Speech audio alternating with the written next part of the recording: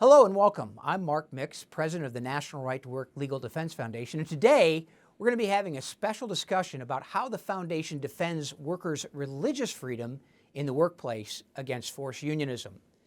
Throughout the foundation's over 50-year history, our staff attorneys have litigated many cases for men and women who have religious objections to joining or financially supporting unions. And as some good news on that front, our attorneys just won a remarkable settlement for a Tennessee woman named Dorothy Frame. Founding Father Thomas Jefferson is credited with saying that to compel a man to furnish funds for the propagation of ideas he disbelieves and abhors is sinful and tyrannical. My guest today put actions to that Jeffersonian quote in real time. Bruce Cameron started his journey with the Right to Work Foundation in 1976. Now, 45 years later, he serves as the Reed Larson Professor of Labor Law at Regent University School of Law in Chesapeake, Virginia. Bruce continues to litigate foundation cases as well as teaching labor law classes and managing a right to work legal clinic for law students at Regent. As his career progressed, Bruce began to focus specifically on the religious and freedom of conscience issues that arise when workers are forced to supply financial payments to a labor union that supports candidates and causes that conflict with the employee's religious or ideological views. Working with Bruce for more than 30 years has given me ample opportunity to see his talent and his commitment to individual liberty firsthand. And today, we're going to talk about a recent case that Bruce worked on with a team of foundation lawyers.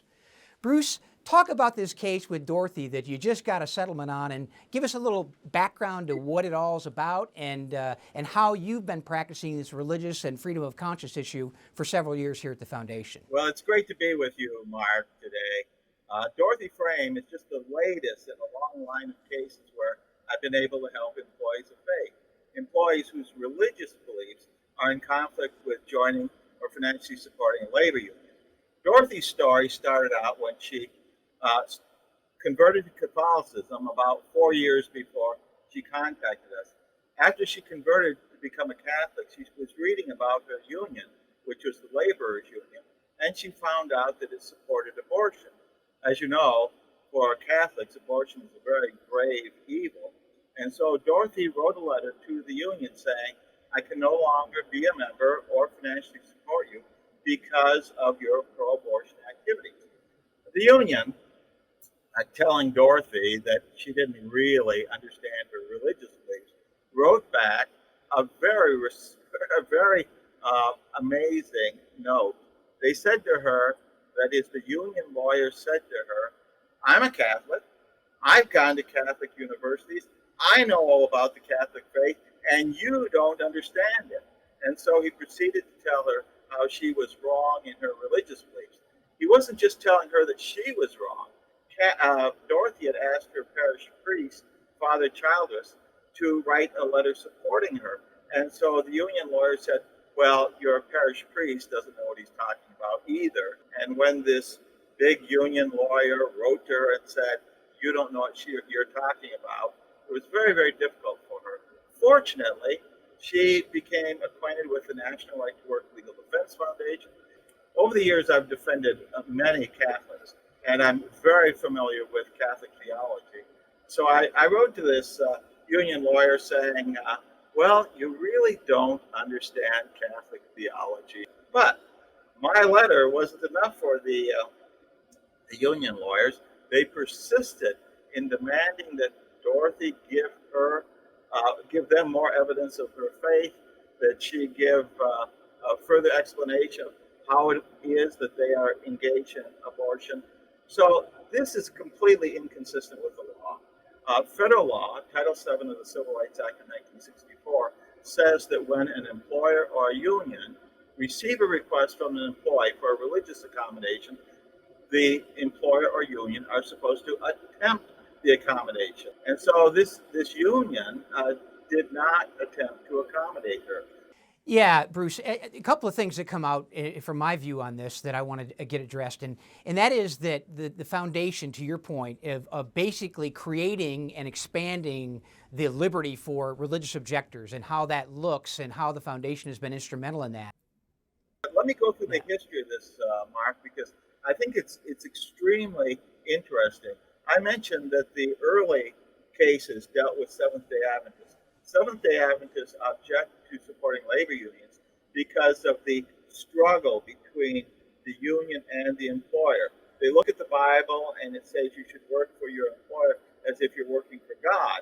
And so they say, well, would I take a black check to God? Would I call, God names? And so it's the very nature of labor unions that were involved in the earliest cases. Employees said, I just can't do this because unions intrinsically are inconsistent with my Christian faith. Well, as time progressed and we were litigating these cases, employees would come to me who would say, well, it's not that I object to unions in collective bargaining, but they would discover, in fact, the earliest cases, they would discover that the union promoted abortion, they would discover that the union promoted homosexual rights or same-sex marriage, or the union was antagonistic to Christian faith in general, or opposed, religious schools. So what the foundation has done is to pioneer the litigation to say, you are protected even if you don't have a per se objection to unions. If your objection to the union is simply one activity that prevents you from in good conscience being able to support the union, if you think it's sin to support that activity, then you are entitled to an accommodation, which historically has been to redirect all of the union fees away from the union and to a charity. But Mark, we continue to try to pioneer the litigation, and Dorothy Frame's case had this approach that we are now taking, which is that you don't have to pay anyone. That is, if you have religious objections to supporting the union, you do not have to pay your money to a charity. You can just keep your money. And that is our present effort to continue to expand the rights of employees of faith. Yeah, and Bruce, I think maybe union officials got an understanding of how that was going to work, especially when they go up against you. When Bruce Cameron signs a letter to an employer about religious freedom and ideological nonconformity, they pay attention. And I think this case, Dorothy didn't even really get a religious accommodation. She got a settlement. Is that correct? Because I think what union officials may think, and it's happened in many other cases the foundation has litigated, is that they know that we're prepared to go all the way with these cases. I mean, take them to the fundamental principle that's involved in the forced unionism and the coercion that exists in the law. And so oftentimes they make a decision, say, hey, let's not litigate against the foundation. Let's give these people the money, make them go away, and live to fight another day. Do you see that in your litigation and maybe even in this case with Dorothy? Well, that did happen in this case. Actually, Dorothy was accommodated because a few months after we had been going back and forth with the union about its obligation to accommodate her, it stopped taking union fees from her paycheck. Right. But it didn't return the fees it had taken. So we filed a lawsuit over the fees that it had taken, and it returned those fees to us. Here's the interesting thing, Mark. The original local lawyers who were so arrogant toward Dorothy, that local union is part of an international union. The international union is represented by some very high-powered union lawyers who I've litigated with over the years. And when one of those lawyers became aware of what was going on, he said, we need to resolve this case. Yeah, that's great, Bruce. And so many results of foundation litigation end that way. And obviously, there are several cases that where the union doesn't settle, and we end up at the U.S. Supreme Court, and that's happened 18 times at the foundation, where lawyers like you and some of your cohorts here at the foundation have basically litigated those cases all the way to the end of the road on behalf of one or several employees, where they get their day in front of the highest court in the land. And that's kind of the mission of the foundation, is to protect workers from the abuses of forced unionism, and whatever form it takes, whether it's a non-religious issue of being fired from your job for failure to tender dues or fees to a union. That's the bulk of our cases in front of the National Labor Relations Board, and obviously federal courts and state courts. And we have lawyers, and we will litigate. And I think you've probably litigated, I know one of your cases in Massachusetts had like 52 days of trial on behalf of an employee.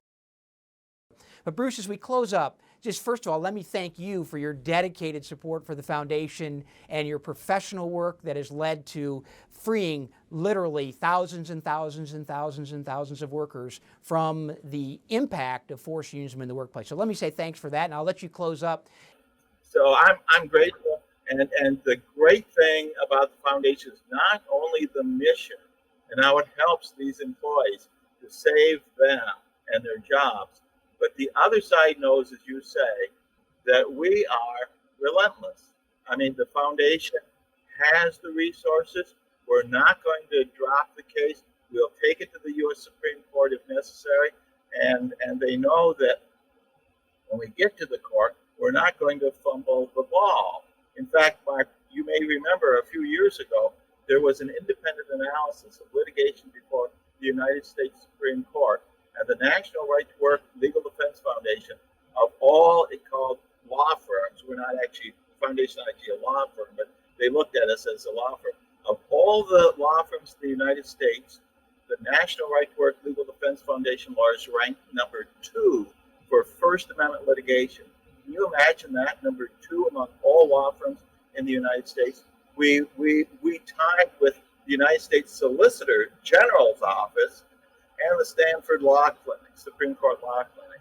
And so when people contribute to the foundation, they can know that they're contributing to a first-class litigation unit that's out to protect the rights of individual employees. Wow, thank you. I should have brought that up, but I appreciate you talking about our Supreme Court litigation program and the impact it's had. And I also want to say thanks to everyone viewing and tuning in for this special conversation with Bruce Cameron. If you'd like to keep up with the Foundation's legal action for independent-minded workers, you can follow us on Facebook and on Twitter, and check out our website at www.nrtw.org. On our website, you can also find our bi-monthly newsletter, Foundation Action, which has the latest news on all of the Foundation's cases. I'd also like to give a special thank you to all the Foundation supporters who have for over 50 years made us the nation's premier resource for men and women whose rights have been violated by compulsory unionism abuses. Without your support, workers like Dorothy would have no one to turn to, and we couldn't get the word out about her struggle.